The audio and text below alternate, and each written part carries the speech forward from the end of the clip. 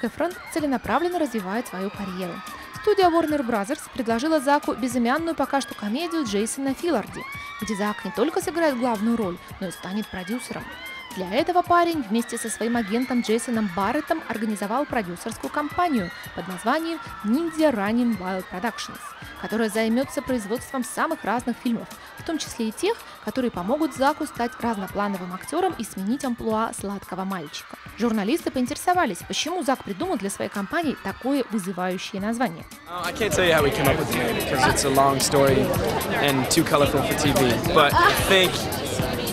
Не могу рассказать, ибо это долгая история и слишком красочная для ТВ. Но скажу вот что. Слава приходящая, многие сейчас организуют продюсерские компании, чтобы выпускать кино. И я хочу, чтобы меня запомнили немножко иначе. Чтобы люди меня видели другим, чтобы они смеялись или думали: черт, что это такое? Я хочу их развлечь немного. Как пишут западные журналисты, стратегия компании Эфрона довольно агрессивна и необычна для современного Голливуда. Вместо того, чтобы сидеть и ждать приглашений и сценариев от студии, компания будет искать для актера новые возможности и роли.